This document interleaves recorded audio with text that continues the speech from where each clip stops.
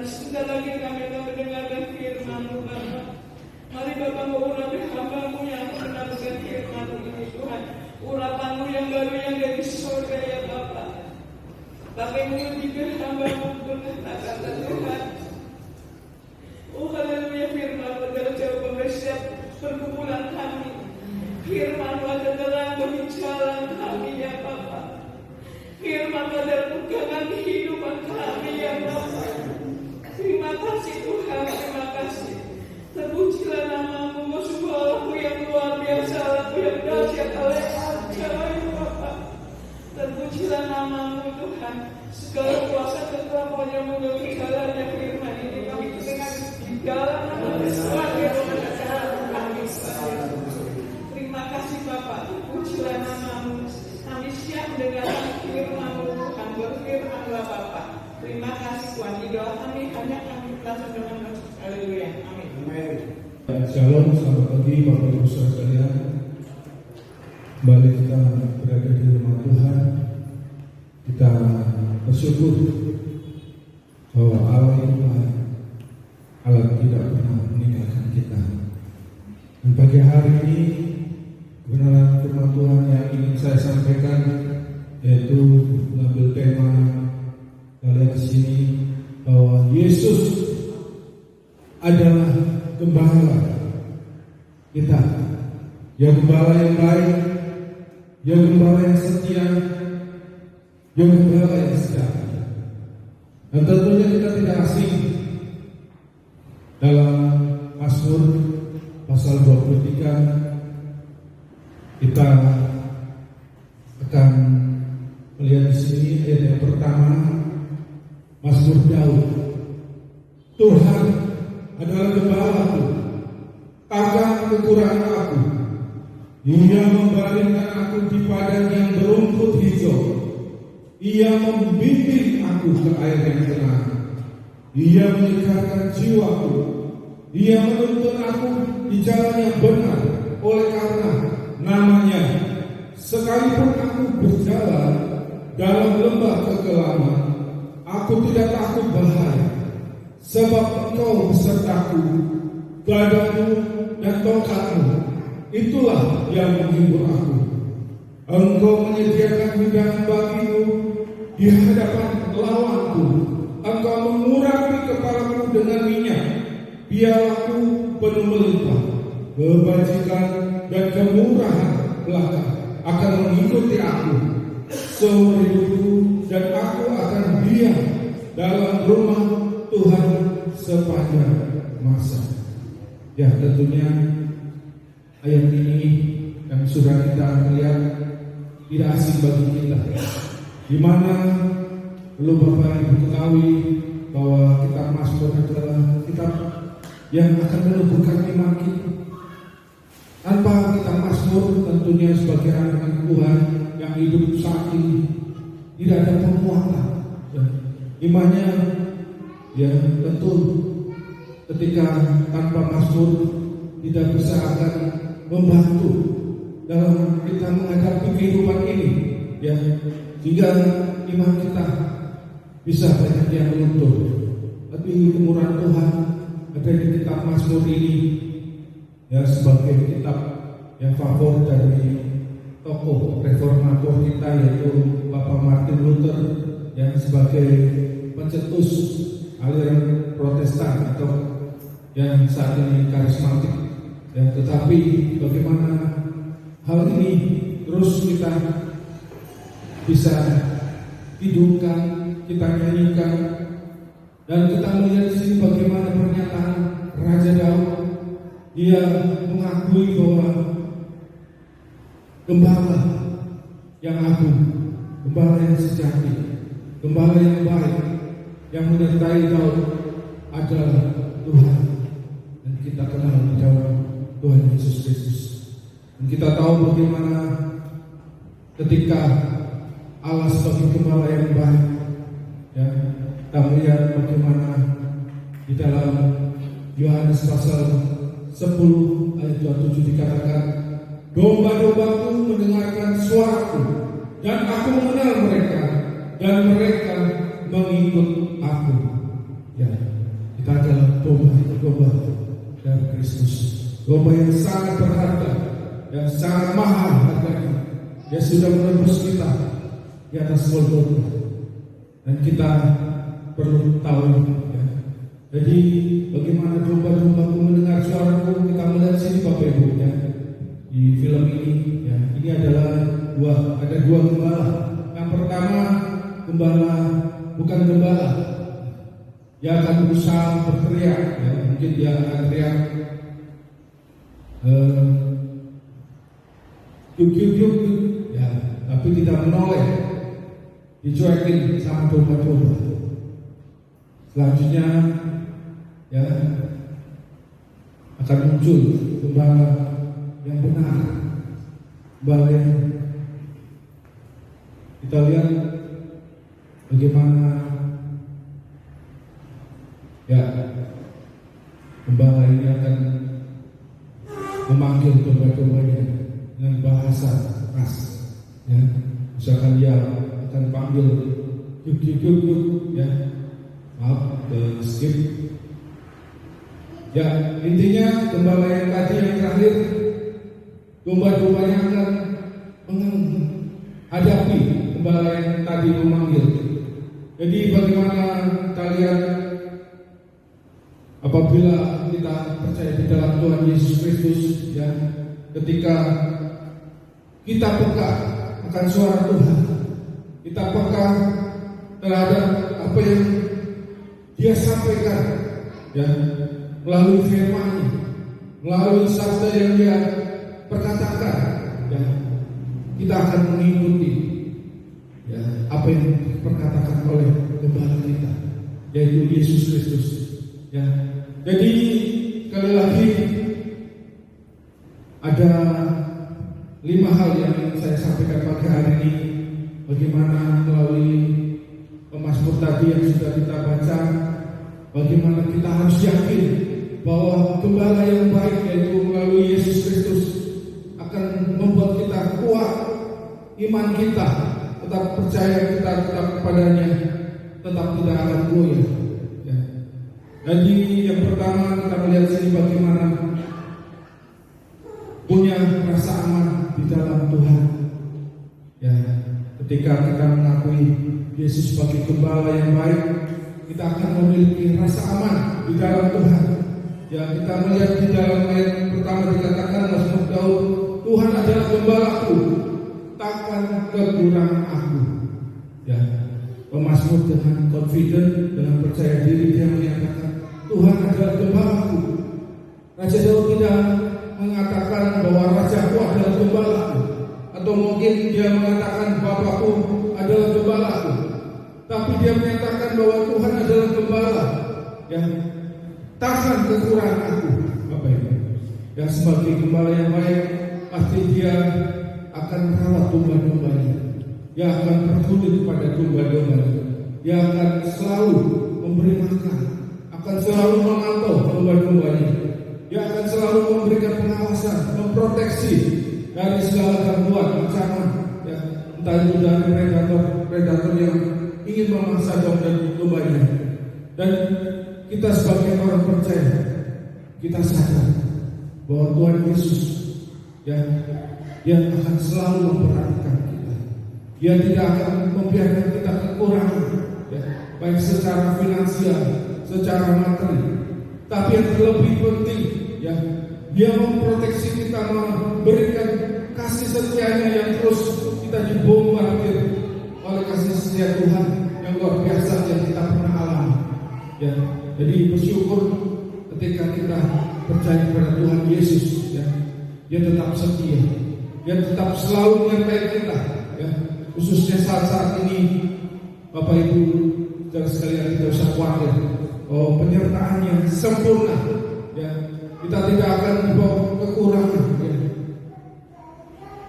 Apakah ada yang hadir pada pagi hari ini hidupnya dan mengalami kekurangan? Ya, tentunya tidak ada ya. Dan kita percaya ya, meskipun tidak berkelebihan, tetapi Tuhan selalu menyediakan tepat pada waktunya. Jadi sekali lagi sebagai gembala akan memenuhi segala kebutuhan domba-domba. Dia care, dia peduli. Ya. Kita bersyukur bahwa melalui Tuhan Yesus, dia gembala yang sejati. Dia akan memberikan keamanan dalam kehidupan kita. Ya. Kita melihat sini bagaimana di dalam Mazmur 51 ayat 12 yang berbunyi, sungguh hatinya melekat kepadamu, maka aku akan meluputkannya, aku akan membentenginya, sebab dia mengenal namaku. Ya, penyertaan Tuhan itu sempurna Bapak Ibu. Ya, bagaimana apabila kita ya diintai dalam bahaya maupun Tuhan akan selalu menyertai. Mungkin banyak Bapak Ibu saudara sekalian pernah mempunyai kesaksian yang luar biasa. Bagaimana penyertaan Tuhan sempurna, ya, mungkin terhindar dari bahaya dan terhindar dari maut, dan Dia memberikan suatu proteksi pada kita. Dari luar malaikat Tuhan menyertai kita, dari dalam orang percaya Roh Kudus ada di dalam hati. Ya. Jadi kita bersyukur bagaimana Tuhan selalu membentengi orang-orang percaya dan kita aman dalam hidup ini. Dan saya bersyukur ya, bagaimana beberapa tahun yang lalu saya ikut mission ke Tanjung Pinang, dan suatu saat ya bagaimana saya berjalan bersama rekan saya ya sore-sore jelang maghrib ya, bagaimana seorang pengendara motor mengendarai motor ya, mengincar ya. Saya berjalan bersama dua teman saya, satu dosen UPH dan satu rekan saya teman juga. Dan sebelumnya sudah diwanti-wanti apabila ada kecelakaan di Tanjung Pinang ya, lebih baik langsung saja jalan. Jadi sudah diberi warning Bapak Ibu ya. Jadi apabila kita berlama-lama dengan korban yang jatuh, pasti nanti akan dipermasalahkan oleh polisi. Tetapi ternyata sebelum kejadian saya berjumpa dengan seorang pengusaha yang menyatakan untuk kita menghindari dengan kejadian tersebut. Dan kemurahan Tuhan ketika motor itu mengincar kami, ya saya melihat lebih dahulu, bahkan saya ingatkan menghindar, dan motornya menabrak tembok pagar rumah. Dan banyak orang ibu-ibu melihat langsung berteriak ya untuk minta tolong. Tetapi saya ingat kan warning dari pengusaha tadi, tetap kami jalan mencari. Memang berat hati, tetapi itu harus kami lakukan Bapak. Jadi istilahnya Tuhan membentengi kami, meluputkan dari mara bahaya, tetap aman dalam hidup kita. Dan saya percaya Bapak Ibu juga pernah mengalami kejadian-kejadian yang bagaimana begitu luar biasa Tuhan tetap memelihara Bapak Ibu. Di saat-saat mungkin yang sedang sakit, ya, tetap Tuhan tidak memberikan kekurangan, tapi Dia tetap mensupport, ya mensupport dengan memberikan damai sejahtera, mensupport dengan sukacita, ya, mensupport dengan hal yang secara spiritual membangkitkan iman kita tetap teguh dalam menghadapi masa. Inilah bagaimana pentingnya kita tetap aman dalam lindungan Tuhan. Ya, kita melihat bagaimana dalam hari-hari lalui bersama Yesus, suka duka jalani bersama Yesus, persoalan pencobaan kan ku hadapi bersama Yesus Juru Selamatku. Ya, ketika kita mengambil keputusan untuk mengikut Yesus, ya, kita harus siap diuji, kita harus siap melewati tantangan. Ya, kita mengalami ujian kesabaran, kita mengalami ujian kepercayaan, kita mengalami ujian kesetiaan, ya Bapak Ibu. Ya, jadi karakter kita terbentuk yang sebelumnya ya mempunyai karakter yang tidak baik, kemudian Tuhan ubahkan. Ya, hari demi hari Tuhan murnikan, Tuhan kuduskan, Tuhan proses. Ya, inilah yang Tuhan inginkan dalam kehidupan kita, untuk kita percaya, oh Dia Gembala yang setia, tetap memperhatikan kita. Jadi pagi hari ini, ketika kita mengambil keputusan untuk mengikuti Yesus, dan dikatakan ngeri sedap, ya, ngeri sedap, Bapak Ibu.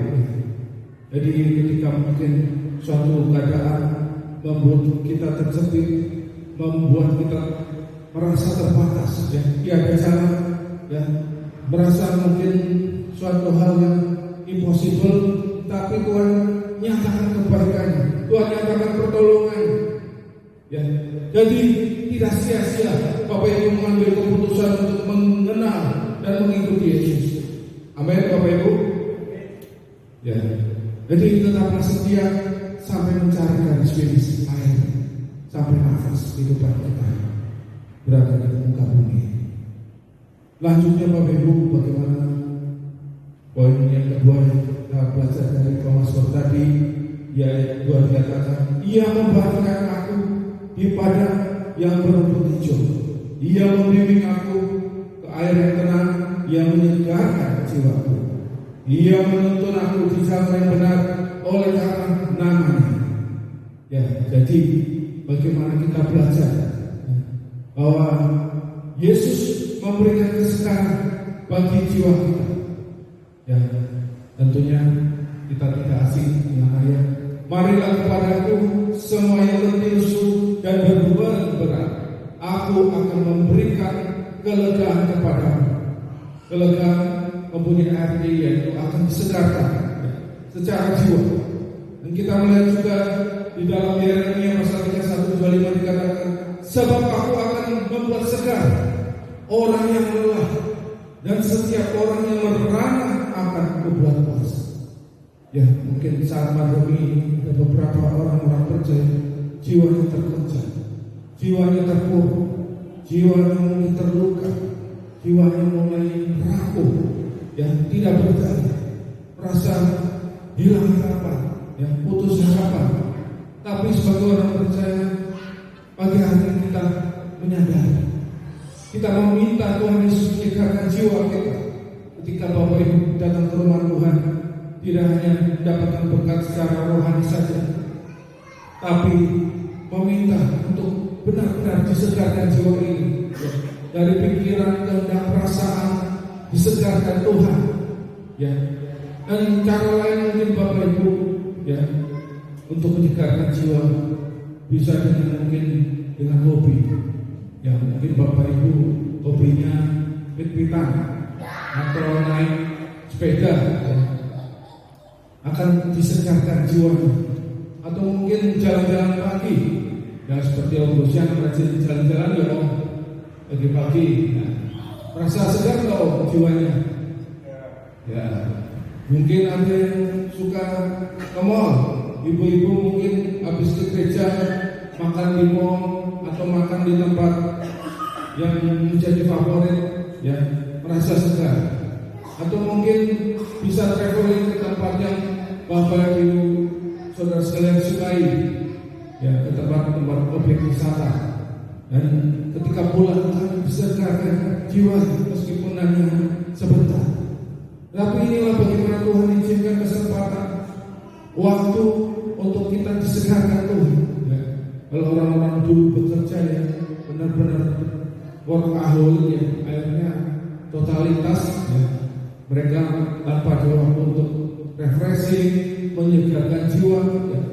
Mungkin cari duitnya selama 1 tahun menghasilkan 100 juta, tetapi puluhan tahun kemudian panen, ya, panen sakit. Akhirnya lebih dari 100 juta dikeluarkan untuk pengobatan. Karena apa? Karena tidak mempunyai waktu untuk menyegarkan jiwa.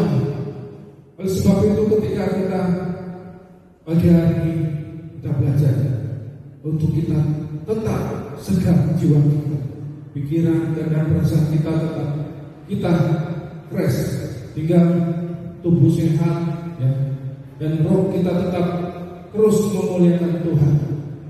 Dan kita bersyukur Bapak Ibu ketika janji Tuhan, ya, untuk kita tetap menaruh pengharapan kita ketika beban berat, ketika kita letih lesu, kita menyerahkan setiap perkumpulan masalah yang kita hadapi kepada Tuhan.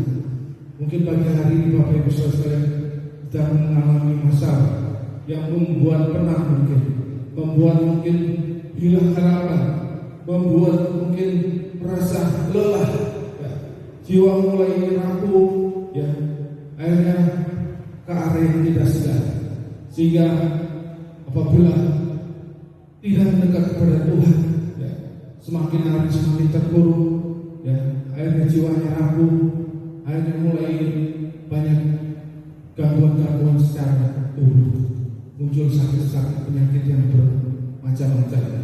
Oleh sebab itu sekali lagi tetaplah memelihara jiwa yang sehat, jiwa yang sehat. Dan banyak anak-anak Tuhan mungkin dengan cara, ya, dengan meningkatkan jiwa, mungkin ada yang melayani Tuhan, ya, dengan talenta yang Tuhan beri, ya, bernyanyi atau mungkin bermain musik atau mungkin, ya, memberkati, ya, dengan memberikan bantuan-bantuan, ya, akan disegarkan jiwanya, ya, banyak cara Bapak Ibu, dan pribadi lepas pribadi berbeda-beda caranya. Oleh sebab itu tetaplah memelihara cara jiwa itu, berbagai cara tentunya yang positif, yang benar-benar sesuai dengan firman Tuhan. Yang mungkin caranya negatif, yang misalkan meninggalkan jiwa dengan mabuk-mabukan, tentunya itu akan jurusan ke neraka Bapak Ibu. Dan inilah pentingnya kita meninggalkan jiwa. Dan selanjutnya yang ketiga, berdasarkan pemazmur tadi, sekalipun aku berjalan dalam lembah kekelaman, aku tidak takut bahaya. Ya, jadi perhatikan di ayat 4 ini dikatakan sekalipun aku berjalan. Ya. Jadi tetap optimis dan tetap maju berjalan. Ya, Daud tidak menulis sekalipun aku berdoa dalam lembah kekelaman, dia tidak menulis sekalipun aku menangis dalam lembah kekelaman, atau mungkin dia menulis sekalipun aku berpuasa atau meratapi, ya, dalam lembah kekelaman, tetapi dia nyatakan berjalan. Ya, jadi sekali lagi dalam kehidupan ini mungkin banyak hal-hal yang membuat problem masalah yang Bapak Ibu hadapi, entah itu sakit penyakit, yang masalah keuangan, masalah rumah tangga, masalah hubungan, ya, lain-lainnya. Kita perhatikan bagaimana kita tetap berjalan dan optimis untuk maju ke depan, dan bersama Yesus kita lewati, dan kita tidak takut bahaya. Dan seringkali ketika kita melewati lembah kekelaman, ya, bukan Tuhan yang membawa kita masuk ke lembah kekelaman, ya, terkadang karena ketidaktaatan kita, karena dosa-dosa kita, sehingga kita melewati lembah kekelaman tersebut. Dan hal inilah bagaimana sekali lagi kita tetap terus maju, ya, dalam situasi pandemi ini, goncangan-goncangan yang terjadi, dan diperkirakan tahun 2023, ya, terjadi resesi. Tetapi sebagai orang percaya kita yakin bahwa Dia Gembala yang baik, Dia akan menyertai kita di masa-masa sulit maupun masa-masa sukar. Ya, jadi dengan kehidupan jiwa kita, ya, kita tidak mengasihi diri sendiri atau terbawa perasaan atau baper, tetapi terus maju dan optimis Bapak Ibu. Kita mempunyai masa depan yang cerah di dalam Tuhan, ya. Kita terus berjalan bersama Tuhan, dan Tuhan akan menyertai kita, ya. Jadi apabila setiap hari punya kesusahan sendiri, ya, urusan ini diuruskan hari ini. Dan kita sekali lagi meminta kekuatan dari Tuhan untuk Tuhan memampukan kita menghadapi segala situasi, yang kita tidak cengeng, kita tidak putus asa atau kehilangan semangat, tapi kita sekali lagi jiwa kita tetap kuat di dalam Tuhan. Ya, inilah bagaimana kita tetap optimis dan berjalan terus bersama Tuhan. Dan kita melihat sebab Allah memberikan kepada kita bukan roh ketakutan, melainkan roh yang membangkitkan kekuatan, kasih, dan ketertiban. Ya, inilah janji Tuhan bagi mereka yang berjalan bersama Tuhan. Tuhan tidak memberi roh ketakutan. Selanjutnya kita mengalahkan intimidasi.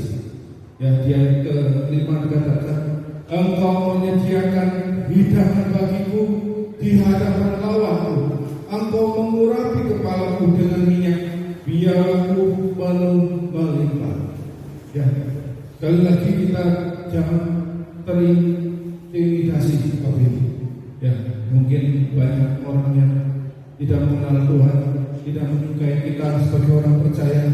Kita tidak usah membencinya, atau mungkin hanya yang di pekerjaan kita, lingkungan kita, orang yang mungkin menjelek-jelekan kita atau sebagai hater. Ya, kita tidak usah mengambil hati.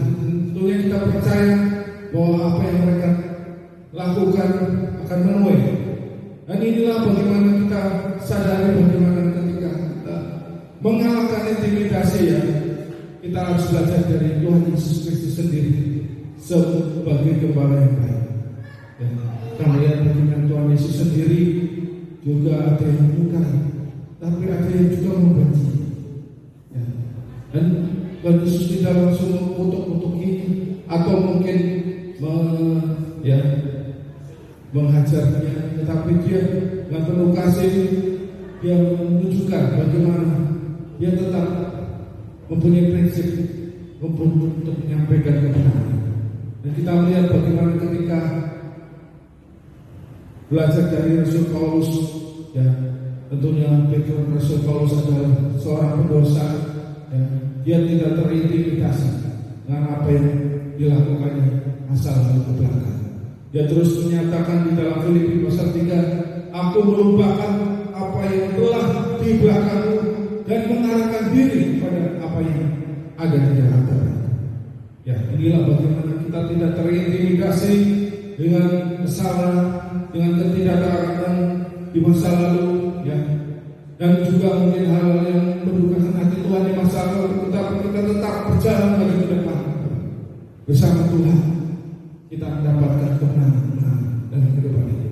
Dan sekali lagi, bagaimana ketika menghadapi intimidasi, tentunya, ya, kita belajar melihat ya depan bagaimana tidak semua orang dapat menerima kondisi dan keberadaan kita.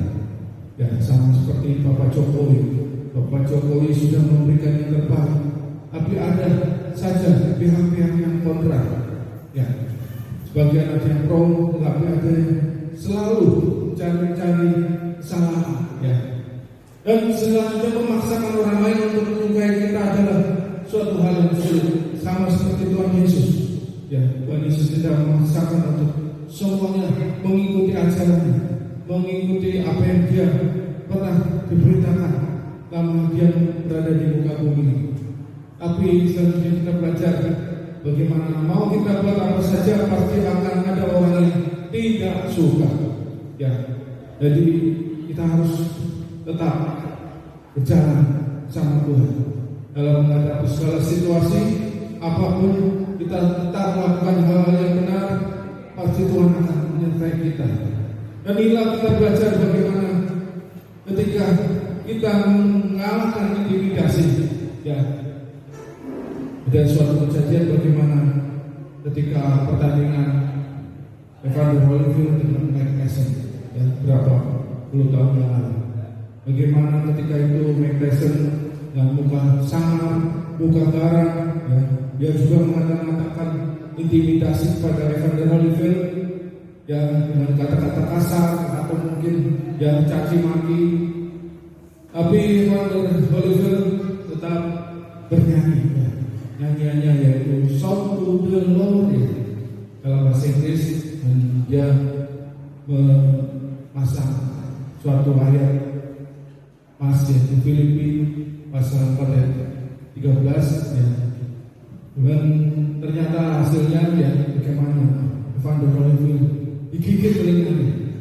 Dan inilah bagaimana kita sebagai orang percaya, kita jangan terintimidasi oleh kuasa setan yang seringkali menjadikan anak-anak Tuhan tidak lepas dari intimidasi, ya. Seringkali mungkin ya suara-suara, ya, kamu tidak layak, kamu orang berdosa, kamu orang yang najis, kamu orang yang tidak berarti, ya. Kita kalahkan, kita tangking dengan suara-suara yang tidak berkenan tersebut, ya. Jadi kita belajar keluar dari intimidasi, karena apa yang Tuhan mau dalam kehidupan kita tetap lakukan bersama Tuhan, ya. Selanjutnya punya tujuan hidup yang jelas, ya. Yang terakhir, berdasarkan kebajikan dan kemurahan belaka akan mengikuti aku seumur hidupku, dan aku akan diam dalam rumah Tuhan sepanjang masa, ya. Jadi kita melihat bagaimana, untuk apa Bapak Ibu lahir, ya. Mungkin ada yang lahir di Brebes, ada yang lahir di Pulau Sumatera, ya, dan lain sebagainya. Kita harus mengetahui bagaimana tujuan hidup kita, apa rencana Tuhan terhadap kita selama Bapak Ibu diberikan nafas dan tinggal di kota Brebes ini, ya. Jadi kita tetap terus mengerti akan apa Tuhan kehendaki dalam hidup ini. Apakah yang kita lakukan di dunia ini sudah sesuai dengan Tuhan yang mau, ya. Mungkin sebelumnya kita membukakan hati Tuhan, ya, kita mungkin sama seperti domba yang terhilang, tapi Tuhan cari Bapak Ibu. Mungkin berapa tahun yang lalu kita yang jauh dari Tuhan, penuh kenajisan, tapi domba yang terhilang tersebut Tuhan cari Bapak Ibu. Ya, menangkap kita dari lembaga kekelaman, dia angkat. Inilah yang kita harus syukuri, bahwa yang dulu kita hamba dosa, dia pindahkan ke hamba kebenaran. Apa kesuksesan yang kita kejar untuk diri kita sendiri saja atau lain, ya. Ataukah Bapak Ibu egois, atau Bapak Ibu berjiwa sosial dan lain sebagainya, tentunya hanya Tuhan yang tahu. Dan sekali lagi, untuk mengetahui tujuan hidup kita, ya, kita harus menentukan di area yang kita lihat ke depan. Yang pertama, profesional. Mungkin Bapak Ibu Saudara sekalian bekerja dalam suatu pekerjaan, baik itu negeri atau swasta, ya, pasti ada tujuan yang hendak dicapai. Dan selanjutnya finansial. Mungkin Bapak Ibu mempunyai keinginan secara ekonomi bebas dari hutang, ya, tidak gali lubang tutup lubang, atau mungkin ya ingin mencapai, ya, misalkan masih muda, mencapai usia 40 bisa mendapatkan 1M, ya, boleh-boleh saja. Dan juga pasti harus selalu berhubungan dengan Tuhan, apakah jadi kehendak Tuhan atau tidak. Dan secara rohani, spiritual, Bapak Ibu pasti akan mempunyai tujuan. Tentunya tidak cukup jadi bayi-bayi rohani saja, pasti meminta tuntunan Roh Kudus mengantarkan kita untuk menjadi dewasa secara rohani. Dan juga dengan sosial atau intelektual, ya, atau rekreasi, ya, mau kemanapun yang Bapak Ibu kehendaki sebagai tujuan hidup. Dan secara fisik, yang tadinya gemuk ingin jadi langsing, boleh-boleh saja Bapak Ibu. Dan keluarga, inilah bagaimana kita harus tentukan tujuan hidup kita, ya. Kita bisa bagi ke area-area mana saja, sehingga semuanya yang kita inginkan, ingin tuju, semuanya sekali lagi berlandaskan Kolose pasal 1 ayat 16 dikatakan, sebab segala sesuatu diciptakan oleh Dia dan untuk Dia. Jadi semuanya untuk memuliakan Tuhan. Jadi pada saat pagi hari ini, selagi Bapak Ibu masih diberikan nafas, selagi Bapak Ibu diberikan kesehatan, ya, dan datang beribadah untuk memuliakan Tuhan, dan Bapak Ibu mengetahui tujuan secara rohani bahwa hanya untuk memusatkan diri pada Tuhan. Dan inilah tentu menjadi kesenangan yang Tuhan inginkan dalam kehidupan kita. Ya, inilah yang jadi renungan pagi hari ini. Kiranya menjadi berkat bagi kita semua. Saya mengundang para pemain musik untuk maju ke depan. Kita akan menyanyikan lagu Tuhan kita kembali.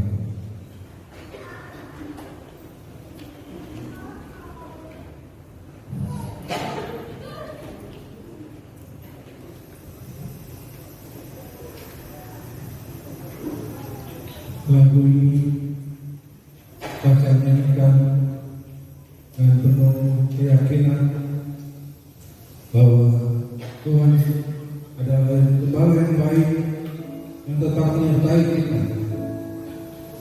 Meskipun melalui pasang surut kehidupan, kita tetap percaya dalam Tuhan Yesus selalu ada penyertaan. Mari saya coba kita bangkit.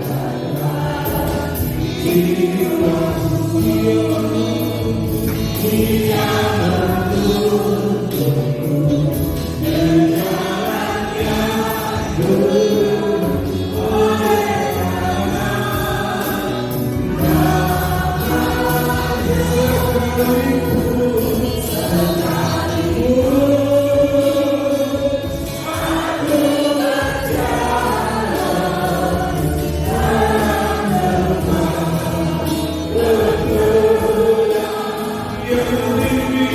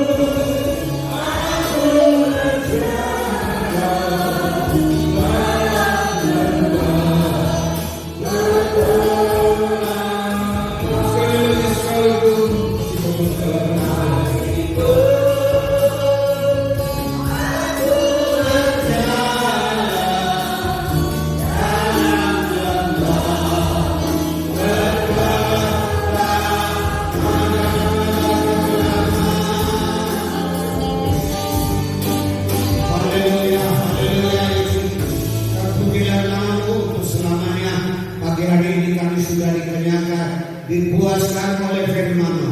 Tuhan adalah gembala kami yang baik, sehingga kami tidak berkekurangan, baik berkat jasmani terlebih berkat rohani Bapa. Seberapa banyak kami yang menerima mendengarkan firman-Mu, kuatkan kami, teguhkan kami, sekalipun saat ini kami berada di dalam lembah kekelam, lembah yang paling gelap. Tuhan adalah gembala kami, menuntun kami, membimbing kami lebih dekat kepada-Mu Tuhan. Terima kasih Bapa, tanamkan firman dalam hati kami, berkati kami semua yang hadir pagi ini Bapa. Terpujilah nama-Mu, dalam nama Yesus kami berdoa dan mengucap syukur. Haleluya, amin. Saya mengundang tugas memberkati engkau dan melindungi engkau. Kiranya Tuhan menyinari engkau dan wajahnya dan memberi engkau kasih karunia-Nya. Kiranya Tuhan menghadapkan wajahnya kepadamu dan memberi engkau damai sejahtera. Dan kiranya damai sejahtera dari Allah Bapa, cinta kasih sayang oleh Tuhan Yesus Kristus, serta persekutuan oleh Roh Kudus akan menyertai kami hari ini sampai selama-lamanya. Di dalam nama Tuhan Yesus Kristus kami berdoa. Haleluya.